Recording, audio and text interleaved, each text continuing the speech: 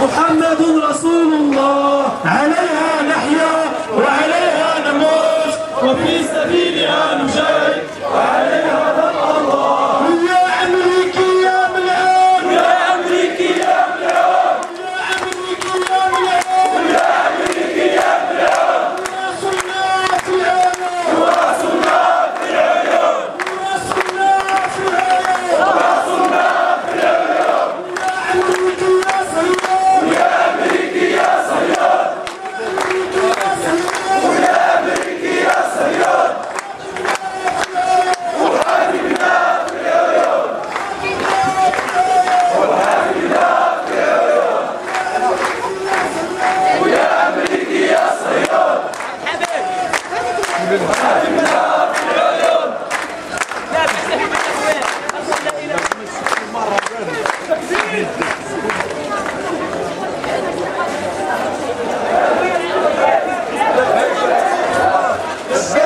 لبيك لبيك يا إسلام، لبيك لبيك يا إسلام، الشعب لبيك لبيك يا إسلام، الشعب لبيك لبيك يا إسلام، الشعب لبيك لبيك يا إسلام.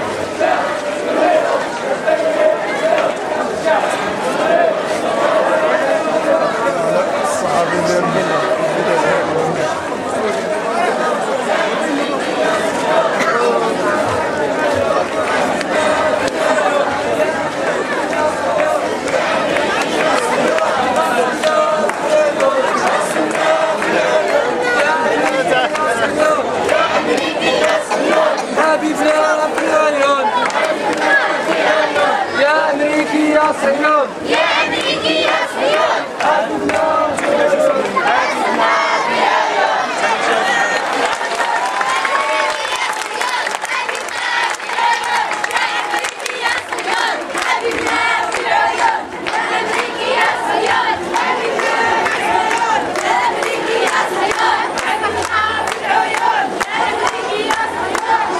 هنيئا لكم يا أحباب رسول الله، ما خرجتم إلا تلبية لنداء نصرة رسول الله صلى الله عليه وسلم، وهذا تعبير عن أن رسول الله صلى الله عليه وسلم راسخ في قلوبنا، وأن جذوره لن تنفك من معروفنا أيها رسول الله صلى الله عليه وسلم فقد شرفه الله فوق سبع سماوات، وشرفه بالخلق العظيم والمقام الكريم صلى الله عليه وسلم. فعلينا أيها الأحباب الكرام، فعلينا أن نرد الاعتبار لأنفسنا، وأن نكون كأصحاب رسول الله، نفدي رسول الله بأرواحنا، نفدي رسول الله بدمائنا. لبيك لبيك يا رسول الله،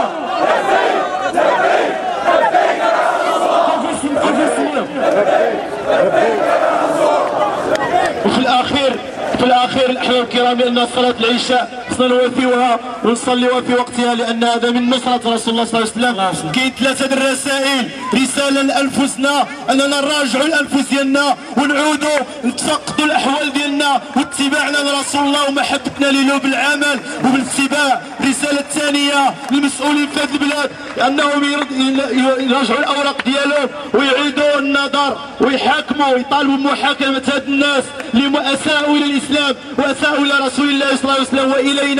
والرسالة الثالثة هي إلى الكفار والملحدين والطغاة في هذا العالم، نقول لهم إنا حاضرون وإنا في الموعد، وإنا حاضرون في الموعد.